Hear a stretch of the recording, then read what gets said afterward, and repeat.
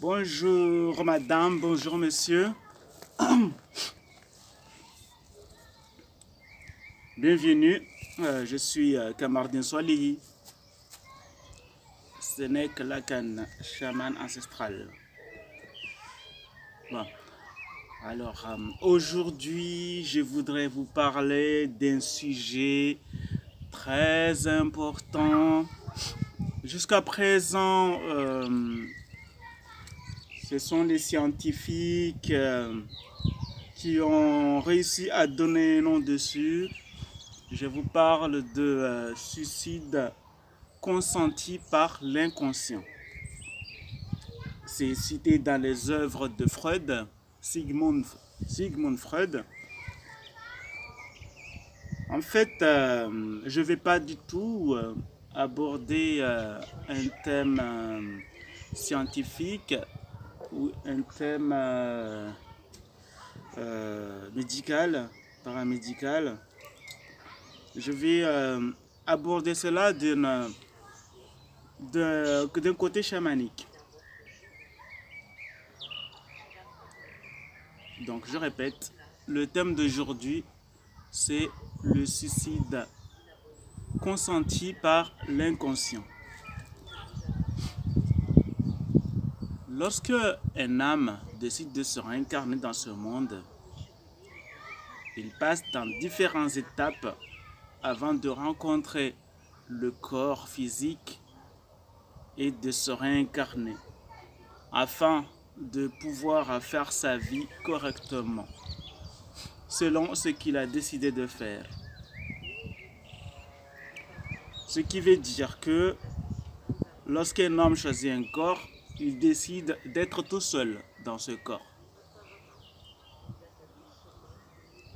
Il est rare parce que sont le moins nombreux des personnes qui, avec l'âme, il y a un autre qui est à côté, ce que j'appelle les esprits. Et l'âme, il est au courant, lorsqu'il va se réincarner, qu'il y a deux esprits qui vont l'accompagner dans sa mission, dans ses missions, dans la vie. Parce que ces esprits eux-mêmes ont une mission aussi à faire dans ce monde. Et bien sûr, le corps de la personne, ou bien en étant accompagné avec cette âme, c'est là qu'ils assurent le succès de la mission. En revenant sur le thème d'aujourd'hui, le suicide consenti par l'inconscient. Lorsque une âme, à présent réincarnée correctement dans un corps humain,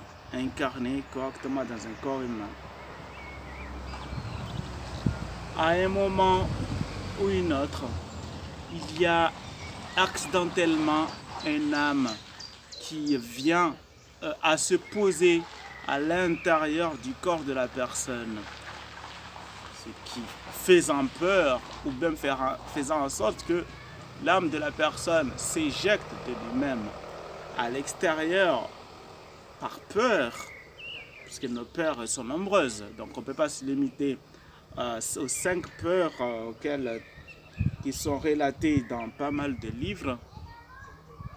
L'âme peut décider que à ce moment où il est sorti du corps, il est mort. Donc la personne est morte. Il va le marquer comme quoi la personne, elle est morte. L'âme peut aussi être partie et il a du mal à revenir dans son corps. Il n'arrive plus à le retrouver.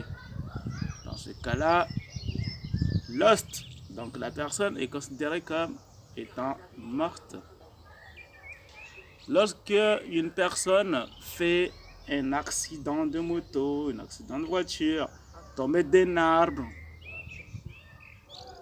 et l'âme peut considérer aussi la personne comme étant morte.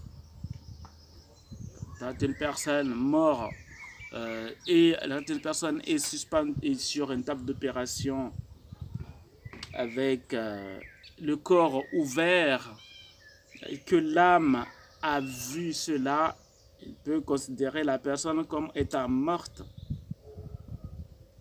Bien sûr, nous avons beaucoup de personnes qui disent que, ok, Nirdayad, là, Nirdid, ils sont morts, ils sont allés au bord de, voilà, c'est des revenants, quoi. Ils sont décédés et ils sont revenus avec beaucoup de pouvoir. Ils savent faire beaucoup de choses. Et c'est vrai, ils savent faire beaucoup de choses. À ce moment-là, ils disent qu'ils ont changé d'âme. Ça veut dire que l'âme, lorsqu'il est parti, il a considéré la personne comme morte. Bien sûr, il a changé d'âme.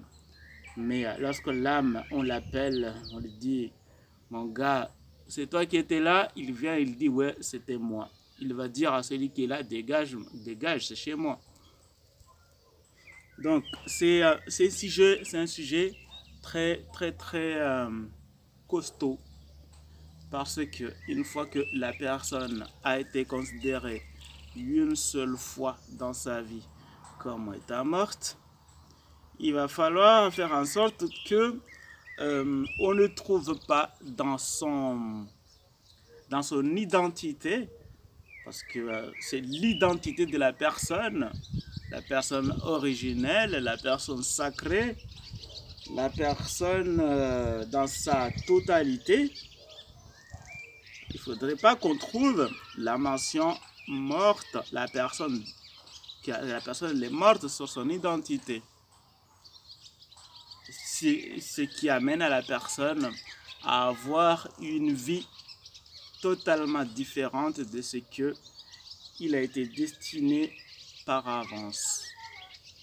Une personne qui est destinée à faire de belles études, elle peut se retrouver à faire des études moins belles. Voilà. Bon, on va aller comme ça. Voilà. Donc, ce qui fait que une personne qui est considérée comme étant morte, même l'âme, elle a du mal à y rester. Elle s'en va tous les 10 minutes, toutes les heures. Elle bouge, ok? Elle est posée d'un côté, on va la retrouver dans l'autre. Elle est posée d'un côté, on va la retrouver dans l'autre. Elle est posée d'un côté, on va la retrouver dans l'autre. Posée d'un côté, on va la retrouver dans l'autre. Ok?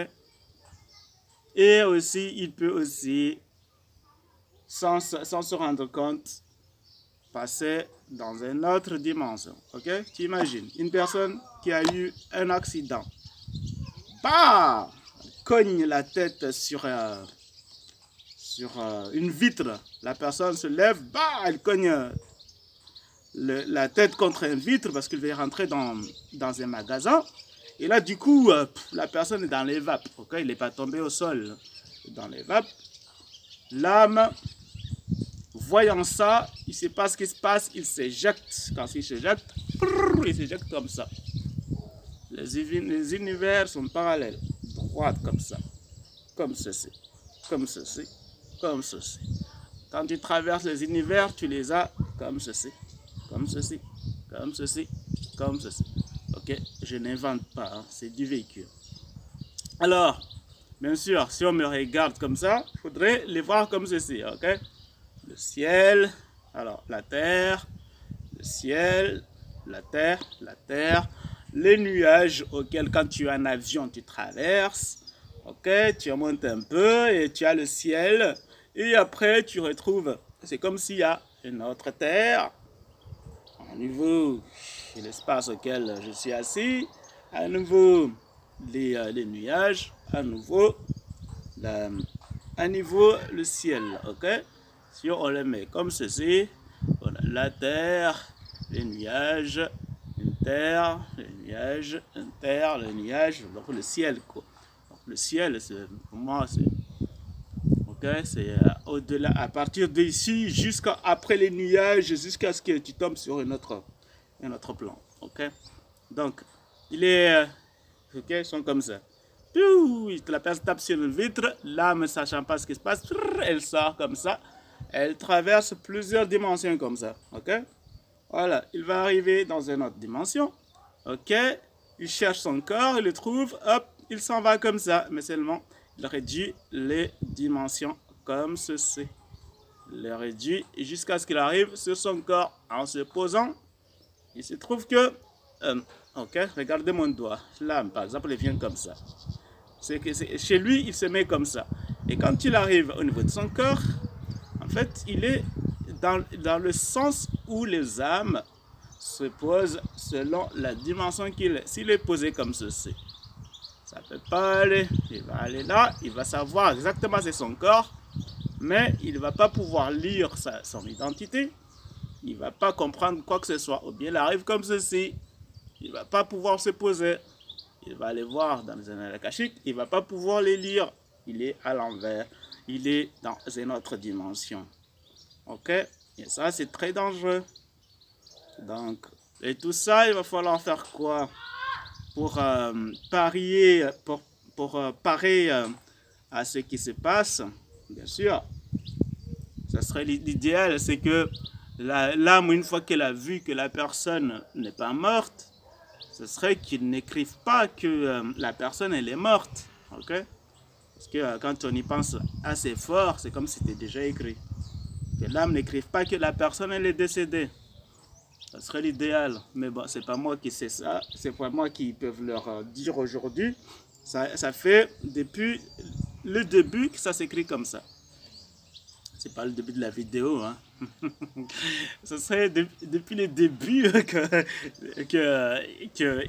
y a l'existence. Voilà, depuis le début de l'existence que c'est comme ça. Donc, qu'est-ce qui se passe?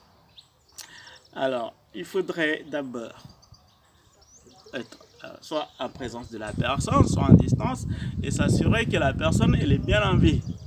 Bien sûr, je vous dis, pour les thérapeutes, pour les gens qui vont écouter cette vidéo, si vous savez le faire, quand vous tombez sur une personne qui est décédée, mettez une croix dessus, ok? Pas comme à l'église. Mettez un signe, quoi. Mettez un signe. Vous mettez comme un panneau de signalisation de voiture, ça c'est interdit. Un signe distinctif auquel, quand un âme elle arrive, ils ne continuent pas, quoi. Ils comprennent tout de suite, là, attention, il y a un danger, quoi. Il y a un stress, là. Il ne faut pas y aller. Parce qu'une personne qui est décédée, lorsque l'âme est à l'intérieur du corps d'une personne qui est décédée, l'âme est considérée comme étant morte. Bien sûr, elle va sortir, mais il va vouloir se soigner de la mort. Comme s'il est mort, il veut se réveiller de la mort. Okay? Il veut se laver et se débarrasser de tout ce qui est mort. Si la personne est décédée et que l'âme était déjà à l'extérieur avant que la personne rende l'âme, l'âme se sort correctement indemne. On peut l'expliquer assez rapidement qu'en fait, c'est pas toi qui es décédé, mais c'est la personne qui est décédée.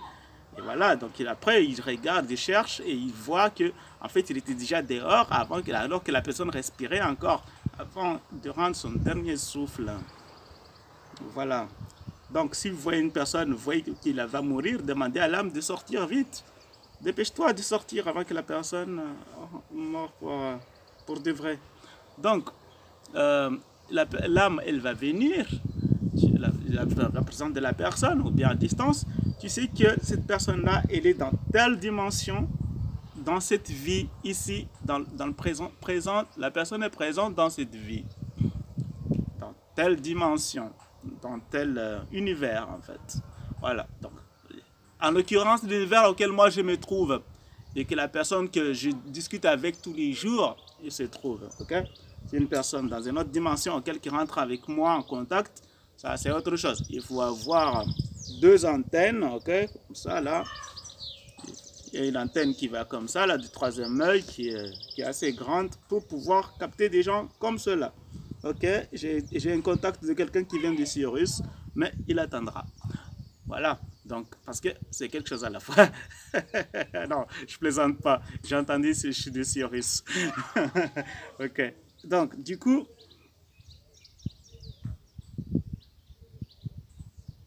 ok, tu n'es pas arrivé, on verra. Alors,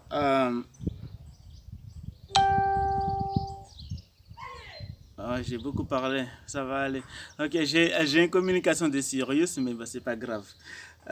J'ai jamais eu de communication de Sirius jusqu'à aujourd'hui. C'est une première. Je suis contacté. Bon, alors, je continue encore 2 minutes pour expliquer. Donc, une fois la personne, elle est dans notre dimension. Attendez, là, ça va aller vite. Hein, ok, une personne est considérée comme mort, suicide qui est accepté, qui est autorisé par le subconscient, okay, par l'inconscient. Donc la personne, elle est là, on la voit, la personne physiquement, mais en fait elle est là physiquement, mais elle est diminuée, etc. Ben, on voit les signes, hein, on les connaît. Hein. Donc la personne, s'il dit que j'ai été considéré comme mort, c'est pas la peine de chercher, allez-y. Là, moi, il va arriver, ok. Tu lui dis, voilà, il a telle dimension, il va dans la même dimension, ok. Et là, il va vouloir aller carrément regarder la personne. Mais seulement, il est habitué, si ça fait un petit moment, il est habitué aux autres dimensions à voler différemment. Okay? Au lieu de voler le ventre en bas, il va voler droit, ou bien il va voler le dos en bas et le ventre en haut. Il va confondre son dos et son ventre. Donc, ce qu'on va lui dire, on va l'amener dans un endroit auquel il est capable de reconnaître. Bien sûr, dans un endroit auquel il peut se trouver dans plusieurs endroits.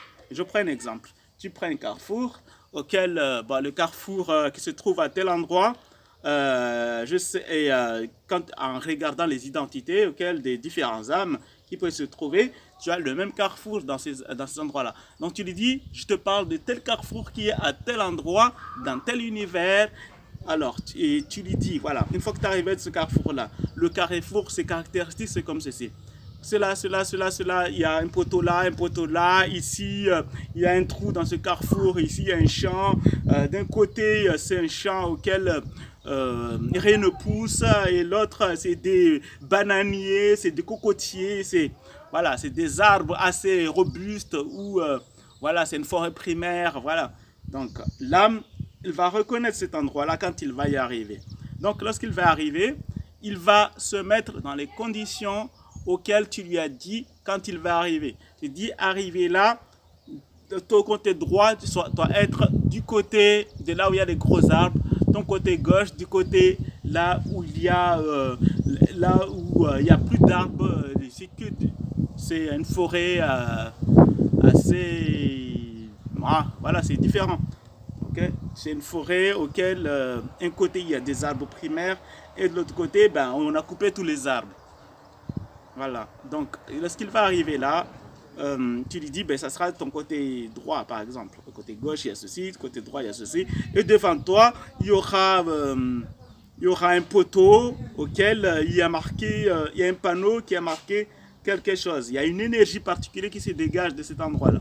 L'âme, elle va arriver, il va tout se retourner jusqu'à se mettre comme ceci, comme cela. Donc il sait qu'il est arrivé correctement, tu lui dis, tu lui as tout donné, tout clairement. Et puis tu lui dis, voilà, tu vas aller regarder dans un endroit auquel tu ne peux pas te tromper. Parce que si tu arrives à cet endroit-là, tu ne peux pas te tromper. Donc tu vas dans les annales akashiques. Te concernant uniquement, pas concernant la personne auquel tu vas aller. Il va aller dans les annales akashiques, là, le concernant uniquement. S'il arrive à lire quelque chose, ça veut dire qu'il est toujours bon. Il est bon. S'il n'arrive pas à lire, il n'arrive pas à écrire quelque chose, c'est que c'est pas bon. Il va falloir qu'il retourne dans le carrefour et qu'il écoute encore tes consignes. Okay? Lorsqu'il trouve les consignes, tu vois bien, il a trouvé directement le carrefour, il est dans les bonnes conditions, et que lui, quand il va dans les annales, il trouve tout de suite, il voit tout ce qu'il a marqué dans toutes ses vies ou dans sa vie auquel il a décidé de voir. Il va aller directement dans les annales de la personne physique. Il va trouver tout ça là-bas. Il va comprendre que la personne a été marquée comme étant morte. Ok, donc voilà, on me dit que la personne, elle va trouver ça en fait dans son identité à elle. Ok, dans l'identité, il va arriver à la base, il va voir que dans l'identité, la personne, elle est morte. Dans ce cas-là, qu'est-ce qui se passe? Ok, moi je leur dis là exactement pour aller vite, hein, sinon je vais rester là, je vais attendre que l'âme lui-même lise toute l'identité pour qu'il trouve l'endroit où la personne est marquée morte. Mais après, ça continue toujours l'écriture. Okay? Et Et du coup, je vais lire moi-même rapidement et je vais aller directement à l'emplacement, c'est marqué la personne est morte. Et moi je dis, alors quand tu es arrivé là, la personne était vivante? Ouais, ok, la personne est vivante, donc maintenant elle est vivante. Oui, elle est vivante. Alors tu regardes bien, avant que la personne soit, avant que tu arrives, la personne était en vie, ouais. Là elle est toujours en vie, ouais. Mais quand tu es parti, quand tu l'as quitté, la personne était morte? Il dit, je ne sais pas trop.